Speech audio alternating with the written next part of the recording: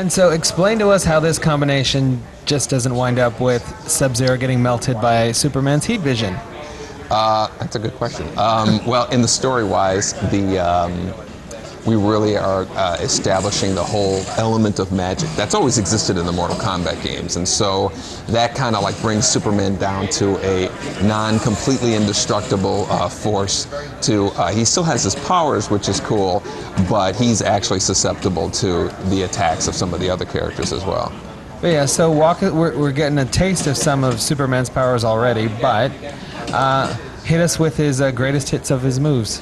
Well, he has this suction breath move where he pulls the guy in and then kind of gets an auto hit, but at the same time you can splice in from that move into like this throwing move that he has. So if you notice there, those are two different moves that he kind of cut one of them in half and went into the other one. That's kind of, again, that's really the kind of the basis of our fighting mechanic, you know, opening the doors to these kind of player-created opportunities. He has freeze breath. We're actually considering making Sub-Zero immune to Superman's freeze breath.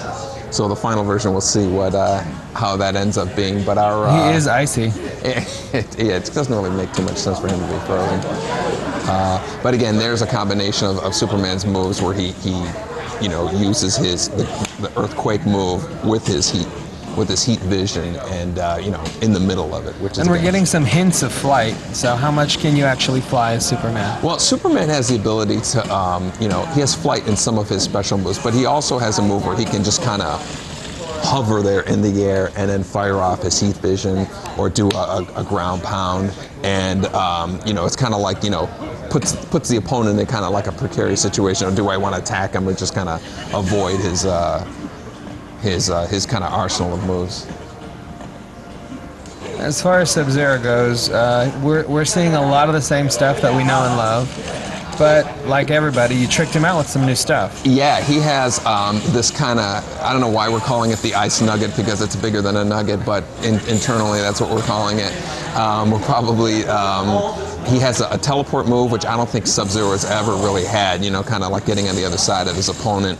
And but then, like you said, he has kind of like the favorites, the slide move, and his you know, forward projectile. And you know, I don't even think that Sub-Zero is completely done. So we'll probably see another. Oh, that's right. And he also has this kind of countering move where he becomes, you know, kind of like your ice clone.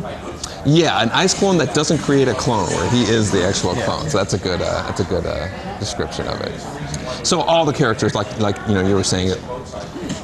The favorites, oh cool, I get to still throw a spear, I get to do this, but then we try to add in the new ones just to kind of update them.